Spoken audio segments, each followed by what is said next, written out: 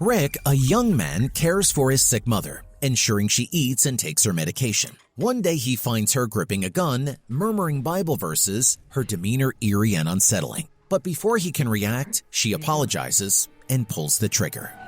I'm sorry. 3 years later, Rick struggles to rebuild his life.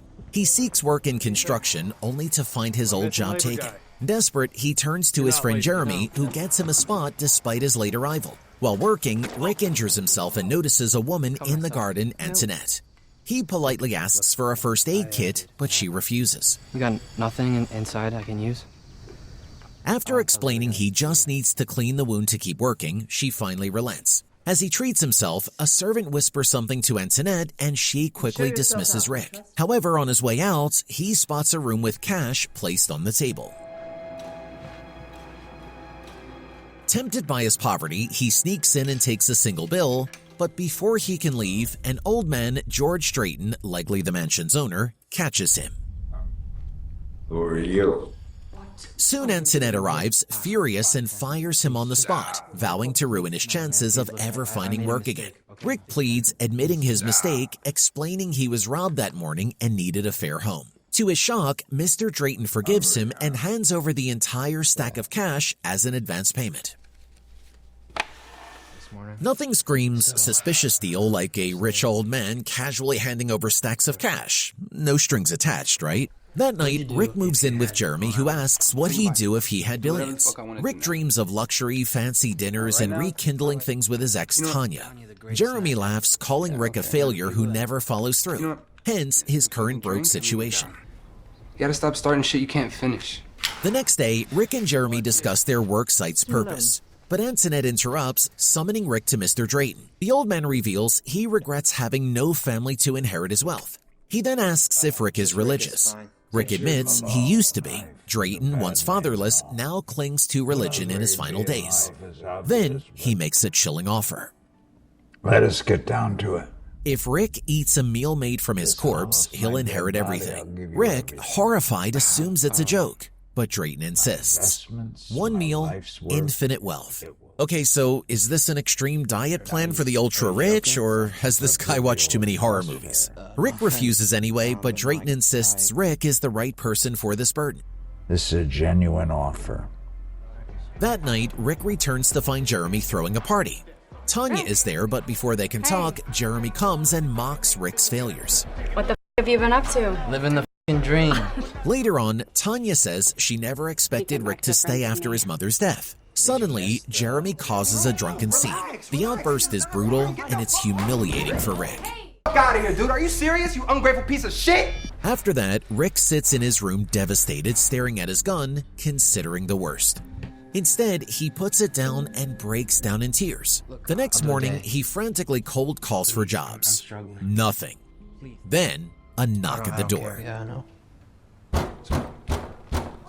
The man hands Rick an envelope and informs him that his presence is requested at the mansion. Inside the envelope is an invitation, a suit of the attire. The man says he will be waiting for him outside in the car and gives a much more respectful attitude that invokes suspicion on Jeremy. Soon, Rick arrives at Mr. Drayton's mansion, where Antoinette tells him Mr. Drayton passed away earlier that day. She hands him a contract explaining that if Rick eats a meal prepared from Mr. Drayton's body, he will inherit all of his wealth. You become heir to Drayton's fortune. However, he must eat every last bite, and no one outside the estate can ever know, or he will lose everything. Rick struggles with the decision but agrees after a long pause. Soon, a meal is served with plates placed on Mr. Drayton's corpse. Shortly, Rick forces himself to eat dish after dish until the final bits are placed directly on Mr. Drayton's chest. With Antoinette reminding him he must finish everything, every last crumb, and somehow Rick does. When he's done, Antoinette gives him a card with Mr. Drayton's final words. It is necessary to end the meal. It states that Rick takes on all of Drayton's burdens and offers his own soul in return. You carry, and I pawn my own soul. Without thinking clearly, Rick signs the contract and leaves, but it's clear he is already starting to feel unwell. Soon after, Rick returns home and collapses into bed exhausted. But when he closes his eyes, he finds himself underwater, surrounded by terrifying demonic creatures. He screams in fear as the vision overwhelms him. Be careful what you wish for and who you give your allegiance to. The next morning, Rick wakes up and notices a man staring at him in the hallway of the house. When their eyes meet, the man runs away. Rick chases him, but is stopped by Antoinette, who acts like nothing strange is happening. She tells him that the mansion is now his and that he can fire or hire staff as he wishes. Rick declines, unsure of what to do with his new life. Antoinette gives him an unlimited credit card and encourages him to enjoy his wealth rather than worry about its consequences. You could buy a lot of some things with that. Later, Rick goes to Jeremy's apartment to collect his things. He tries to give Jeremy some money, but Jeremy refuses, saying he'll handle things on his own. Tanya sees Rick and asks if he won the lottery. Rick says it's something even better. She asks if he's really okay, and Rick insists he is. This doesn't sound like you and Jeremy bullshit. He then suggests they go out like they used to, but Tanya hesitates and says she can't, as Jeremy is waiting for her. Jeremy's waiting on me. Later, Rick visits a club and orders a rare whiskey. A man sitting nearby mocks him, suggesting Rick doesn't belong there and questioning how he dares to order whiskey. In response, Rick orders 2 bottles of the expensive whiskey, one for himself and one for the man. I'll take 2 of those Macallans. When Rick returns home, he starts drinking, but suddenly sees a woman appear in front of him. He touches his face and realizes his nose is bleeding. Before he can react, the woman disappears, then reappears and attacks him, screaming and blaming him for what happened to her. Why did you do this? Suddenly, Rick finds himself underwater again, struggling to breathe. He wakes up drenched and terrified, lying on the floor.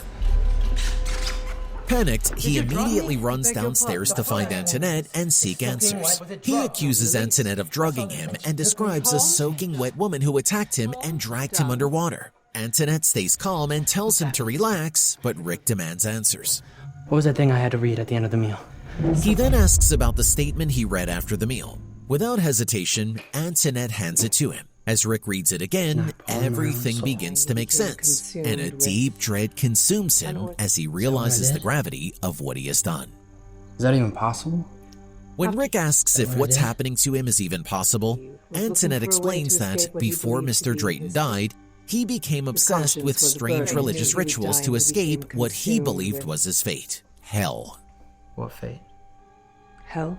Soon, Rick discovers a book about an old practice where families hired someone, usually a peasant, to eat a meal off a corpse, possibly a family member, transferring the dead person's sins to the eater. These people were called sin eaters. Rick realizes this is what he has become. Am I a sin eater? Antoinette confirms it and explains that immense wealth always comes at a cost. And this is the price Rick agreed to pay when eating off Drayton's dead body. Common sense kicks in, and Rick panics, saying he needs to fix this. No, I gotta fix this.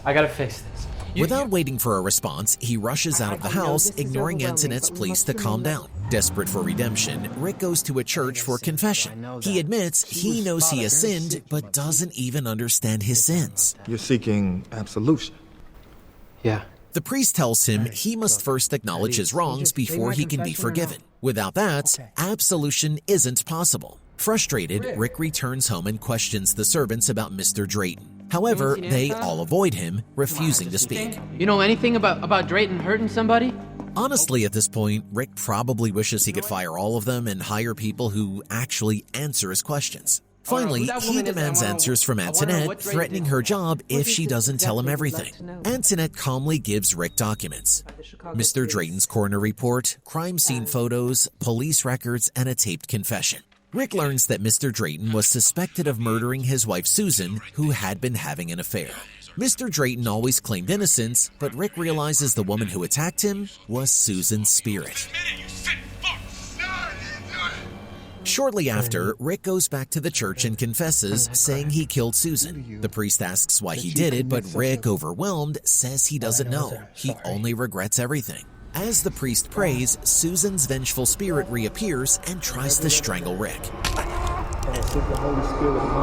But luckily, the priest's prayers drive her away and Rick is delivered. Good thing holy prayers work faster than Rick's decision-making skills. The next day, Tanya calls Rick worried about Jeremy. She says Jeremy has been acting paranoid and distant, and she asks Rick to talk to him before it's too late. That night, Rick notices a dark figure standing silently near his couch. Suddenly, a lamp crashes to the floor. Following a rope lying on the ground, Rick freezes in fear when he sees a man wearing a mask nearby. The masked man moves toward Rick, who stumbles upstairs in terror, searching for Antoinette. Instead, a ghostly child appears. Just as Rick panics, Antoinette walks in calmly, asking if he called for her. Rick tries to explain but finds himself speechless. Antoinette then reveals a shocking truth. Mr. Drayton wasn't born wealthy. He had also been a sin eater, which is how he first gained his fortune. Sin eaters inherit the sins of their clients, taking on all the crimes and evil deeds of the dead. Antoinette tells Rick that everything he is experiencing, ghosts, haunting visions, is the result of those sins. She warns him that this torment will never end. He saw the same things you did. Antoinette explains that over time, Mr. Drayton became consumed by the burden. He lived in constant fear, haunted by the same visions Rick now endures. Eventually, Mr. Drayton couldn't take it anymore and ended his own life, knowing his sins would be passed to Rick. Rick asks how he can get rid of the sins. Antoinette says the only way is to pass them on to someone else willing to take his place. If he doesn't, he will carry the sins until his death, and his suffering will continue even after that. Likely be tortured for all eternity. She advises him to enjoy his wealth while he can and offers him pills to help him cope. Rick refuses, saying she can't help him. He then goes back to the church again to find some peace, but the priest refuses to let him in. Even the priest is like, "Nope, not my problem, buddy." Go home, kid. Please, come on. That night, Rick, unable to sleep, finally gives in and takes the pills. As he lies in bed, he sees a ghostly figure standing nearby. It disappears and reappears moments later, looming over him. Rick panics, falls out of bed, his mouth foaming. Just then, Antoinette enters, but Rick is no longer fully conscious. He hears his mother's voice and sees her standing before him. I'm right here. As Rick moves toward the figure of his mother, Dr. Kildare revives him. Later, Rick tells Antoinette he wants to try something new. Antoinette, though skeptical, agrees to help, admitting that even Mr. Drayton never considered this idea. She asks Rick if he's truly ready to let go of everything. Are you sure you're willing to let all this go? He is ready. However, he hesitates when she asks if he has someone in mind to pass the sins to. He then asks if Antoinette would take them instead. He suggests this could free her from her current life, giving her control for once. Antoinette hesitates, saying her contract might not allow it. Rick insists, saying he can't do this alone. So that's it then? Soon, Antoinette suggests Jeremy as the next sin eater, but Rick refuses, saying he can't do that to someone he's known his whole life. Antoinette explains she means someone desperate, capable of theft and violence. Suddenly, Rick sees a ghost behind her and grows more frantic, insisting Jeremy cannot be the one. Trust me. Just then, Jeremy calls, panicked, saying he's in trouble with dangerous people and needs money. Rick rushes to his house with cash. The place is a wreck, and Rick grabs his gun in case anything goes wrong. But soon he sees a ghost begging for help and fires in panic. It's okay. Help. However, when he looks again, he realizes he has shot Tanya. Shocked, he stares at her lifeless body. Shortly, Rick's driver comes in and manages to pull him away from the crime scene, taking him home. Antoinette reassures him everything will be handled. This will all be taken care of. Exhausted, Rick says he just wants it all to end, and Antoinette tells him he knows what he must do for peace. Rick decides to pass the curse to Jeremy and calls him over. Jeremy arrives, distraught, saying Tanya is dead. He blames himself, believing he could have saved her. Hopeless, Jeremy asks to work for Rick. I can help you with whatever, anything. Antoinette then reveals the truth. Rick wants Jeremy to become his sin eater. Jeremy must eat a meal from Rick's dead body to inherit his wealth. Shocked, Jeremy asks if Rick is dying. Antoinette explains Rick has chosen this life isn't for him and believes Jeremy can handle the burden. Shortly, Rick lies on a table as Dr. Kildare prepares the ritual.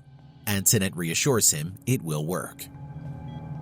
It's going to work. Soon, Kildare administers a lethal injection, stopping Rick's heart.